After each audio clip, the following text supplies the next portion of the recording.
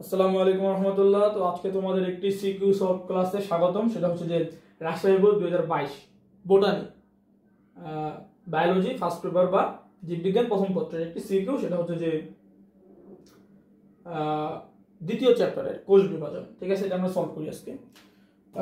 আমি ক খ গ খ চারটায় লিখছি, চারটায় আমি তোমাদেরকে বুঝিয়ে দেবো। বিশেষ এটা হচ্ছে বুঝিয়ে দেওয়া তোমাদেরকে, সলভ তোমরা নিজে নিজে করতে পারবা।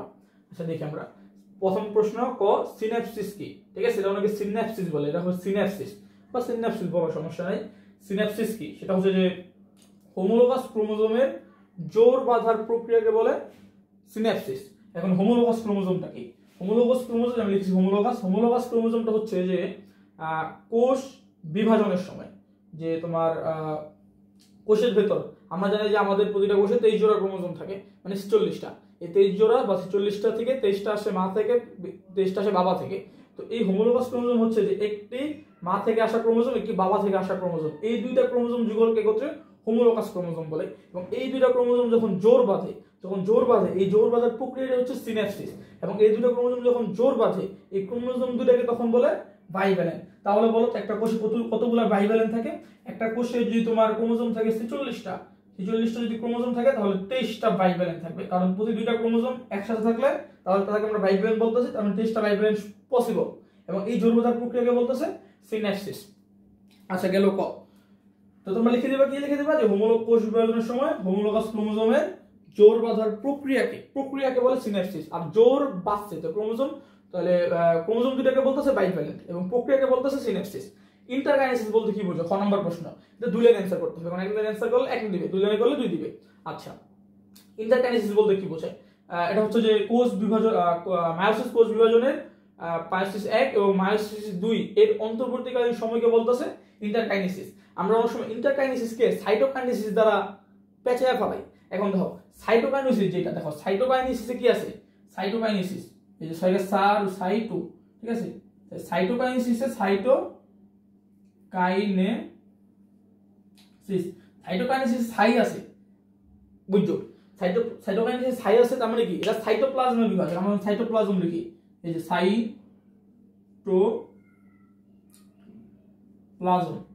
সাইটোপ্লাজমে যেমন সাই আছে, সাইটোকাইনেসিস সাই আছে। তো ক্যারিওকাইনেসিস যেমন নিউক্লিয়াসের বিভাজন, সাইটোকাইনেসিস হলো সাইটোপ্লাজমের বিভাজন। এটা কিন্তু ইন্টারকাইনেসিস বিষয় কিন্তু আলাদা, খেয়াল রেখো। তো ইন্টারকাইনেসিস হচ্ছে যে ইন্টার মানে কি মাঝামাঝি। আমরা যারা ইন্টারমিডিয়েট পড়তেছি, আমরা কোথায় ইন্টার মানে মাঝামাঝি আসছে। আমরা এসএসসি পার করছি এবং বিশ্ববিদ্যালয় ওখানে উঠি নাই, তার মাঝামাঝি একটা সময় আছে, কম সময় আছে। এটা কোথায়? মায়োসিস 1 এবং মায়োসিস 2 এর মধ্যবর্তী পর্যায়ে ইন্টারকাইনেসিস, ইন্টারে আছে, ঠিক আছে না? তো মায়োসিস 1 এবং মায়োসিস 2 এর মধ্যবর্তী পর্যায়কে বলতেছে ইন্টারকাইনেসিস। এবং এটা এলেন্টেলাকে এক পাবা। আরেক পাওয়ার জন্য কি করতে হবে? লাগবে যে এই পর্যায়ে বা ইন্টারকাইনেসিসে আরএনএ এবং প্রোটিন কি হয়? আরএনএ এবং প্রোটিন সংশ্লেষিত হয়। যদি এই কথাটা লেখো তুমি 2 পেয়ে যাবা। যদি চাও আরো কিছু লিখতে, আমি ঠিক আছে 2 লাইন লিখলাম, ছোট হয়ে যায় খ নম্বর, আমি আরেকটু লিখবো।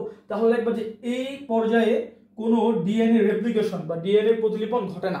সেটা মায়োসিস 1 হওয়ার আগে ঘটে যায়, এখানে ঘটে না, ঠিক আছে? কারণ আমরা জানি যে মায়োসিস 2 এ কি হয় না, মায়োসিস 2 এ তোমার যে ক্রোমোজোম মধ্যে হয়ে যায়, ডিএনএ প্রতিলিপন ঘটে না। যেটা কারণ আমরা জানি যে তোমার নিউক্লিয়াস 2বার বিভাজন হয়, ক্রোমোজোম 1বার বিভাজন হয়, ঠিক আছে না?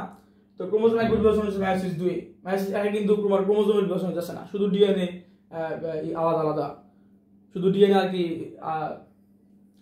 ক্রোমোজোম ভাগ হইতেছে, কিন্তু মায়োসিস 2 এ কিন্তু ক্রোমোজোম বিভাজন হইতেছে না। আচ্ছা, এরপরে কি চিত্র 1 গ নম্বর।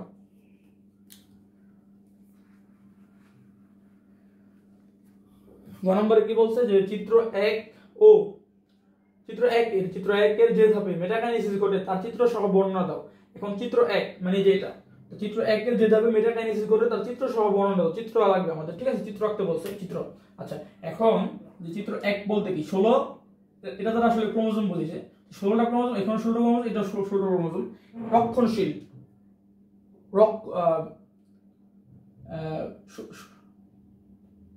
সমীকরণিক কোষ বিভাজন বা রক্ষণশীল কোষ বিভাজন, এটা হচ্ছে মাইটোসিস। আমরা বুঝতে পারছি মাইটোসিস কোষ বিভাজন প্রক্রিয়া, এবং এটা মিওসিস। আচ্ছা, তো এটার মেটাকাইনেসিস ঘটে কোন দশা? মেটাফেজ দশা মেটাকাইনেসিস ঘটে। চিত্র আঁকতে বলছে, আমরা প্রথমে লিখবো যে চিত্র 1 এর ধাপটি হচ্ছে মেটাফেজ মাইটোসিস কোষ বিভাজনের মেটাফেজ পর্যায়, এবং এই পর্যায়ে মেটাকাইনেসিস ঘটে।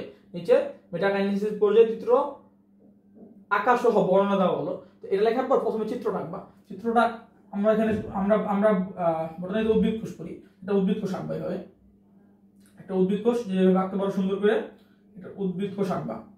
উদ্ভিদ কোষ আঁকার পরে দেন এখানে ট্র্যাকশন ফাইবার আঁকবো। আমরা জানি যে মেটাফেজ পর্যায়ে কি থাকে, ট্র্যাকশন ফাইবার বা স্পিন্ডল তন্তু এবং এগুলো থাকে, ঠিক আছে? এগুলো আঁকবা, মোটামুটি আঁকবা, যেগুলো আঁকবা। আঁকার পরে এখানে লিখবা এটা হচ্ছে মেরু, চিহ্নিত করবা। মিনিমাম 3টা চিহ্নিত করতে হয়, যে করা পারো। এটা ট্র্যাকশন ফাইবার লিখবা,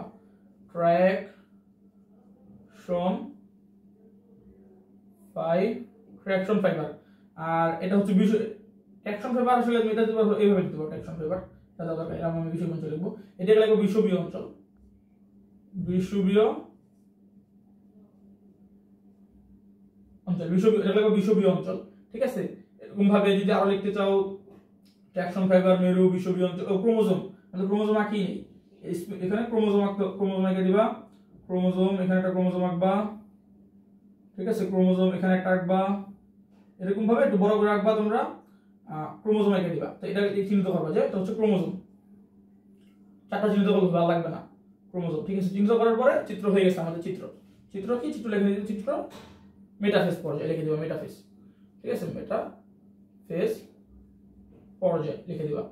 আচ্ছা, লেখার পরে এখন আসো, লিখে দিছি। এখন একটু বর্ণনা করতে পারছো না, তো বর্ণনা কিভাবে করবা? চিত্র দেখে দেখে বর্ণনা করবা, তোমার কোনো ঝামেলা নাই। তুমি চিত্র দেখে বর্ণনা করবা। কি লিখবা? যে 1 নম্বরে পয়েন্ট দিলাম, 1 নম্বর লিখবা যে মেটাফেজ দশায় ইন্টারকাইনেসিস ঘটে। মেটাফেজ দশায় ইন্টারকাইনেসিস ঘটে এবং এখানে তোমার ক্রোমোজোমগুলো বিষুবীয় অঞ্চলে অবস্থান করে। 1 নম্বর গেল। 2 নম্বরে লিখবা যে তখন স্পিন্ডল যন্ত্রগুলোকে ট্র্যাকশন ফাইবার বলে। স্পিন্ডল যন্ত্রগুলোকে ট্র্যাকশন ফাইবার বলে। 3 নম্বরে লিখবা যে দেখো এখানে ক্রোমোজোমগুলো তখন সেন্ট্রোমিয়ার, এখানে এটাকে বলে সেন্ট্রোমিয়ার, সেন্ট্রোমিয়ারে বিভাজিত হতে শুরু করে এবং দুই মেরুতে যাওয়ার প্রস্তুতি নেয়। 3 নম্বরে এগুলো আগে লিখে দিবা। 4 নম্বর এটা হচ্ছে যে মেটাফেজ পর্যায়ে ক্রোমোজোমগুলো স্পষ্টভাবে দেখা যায় এবং ক্রোমোজোমগুলো সর্বাধিক খাটো এবং মোটা হয়। এই 4টা পয়েন্ট যদি লিখে দাও, বাস তোমার এখানে 3 দিয়ে দিবে, আর কোনো ঝামেলা নেই। তুমি যেভাবে লিখতে পারো, 3টা পয়েন্ট 4টা পয়েন্ট চিত্র লিখে দিবা, বাস 3 কোনো ঝামেলা নেই। এটা গেল আমাদের গ নম্বর। এখন আমরা ঘ নম্বর দেখি। ঘ নম্বর কি বলছে? ঘ নম্বরে বলছে যে চিত্র 1 ও চিত্র 2 এর মধ্যে তুলনামূলক বিশ্লেষণ করা। মানে চিত্র 1 বলতে মেটাফেজ এবং চিত্র 2 বলতে চিত্র 1 বলতে তোমার মাইটোসিস কোষ বিভাজন, চিত্র 2 বলতে মেয়োসিস কোষ বিভাজন। তো চিত্র 1 ও চিত্র 2 এর মধ্যে তুলনামূলক বিশ্লেষণ করো। বিশ্লেষণ করো বলতে এখানে বলতে আলোচনা করো বা তোমার ওই যে তোমার দুটোর ভিতরে তোমার মিল অমিল এগুলো আইডেন্টিফাই করো। তো এটার উত্তর তোমরা কিভাবে লিখবা? তোমরা আগে লিখবা যে চিত্র 1 ও চিত্র 2 এর চিত্র 1 হচ্ছে মাইটোসিস কোষ বিভাজন এবং চিত্র 2 হচ্ছে মেয়োসিস কোষ বিভাজন। সুতরাং মাইটোসিস ও মেয়োসিস কোষ বিভাজনের মধ্যে তুলনামূলক আলোচনা করা হলো বা তুলনামূলক সাদৃশ্য এবং বৈসাদৃশ্য আলোচনা করা হলো। এভাবে লিখে তোমার পয়েন্ট দিবা। 1 পয়েন্ট দিয়ে কি লিখবা? এখানে তোমাদেরকে আমি মুখস্থ করার একটা পদ্ধতি আমি করছি যে শুধু কি পয়েন্টগুলো মনে রাখবা, কি পয়েন্টগুলো একটা পয়েন্ট মনে রাখলেই তোমাদের হয়ে যাবে। সেটা হচ্ছে যে তোমরা 1 নম্বরে লিখলা যে মাইটোসিস কোষ বিভাজন দেহ কোষে ঘটে, ফলে দেহের বৃদ্ধি হয়। ধরো এখানে একটা মাইটোসিস কোষ বিভাজন দেহের বৃদ্ধি ঘটে, ফলে দেহের বৃদ্ধি হয়। তো এই পর্যন্ত আসলো। এই পর্যন্ত আসার পরে এখানে আর লিখবা না, এখানে লিখবা অপরদিকে এটা লিখা, তারপর এখান থেকে লেখা শুরু করবা। মেয়োসিস কোষ বিভাজন জনন মাতৃকোষে ঘটে, ফলে গ্যামেট সৃষ্টি হয়। এইভাবে লিখবা। 2 নম্বরে আবার লিখবা। 2 নম্বরে লিখবা হচ্ছে যে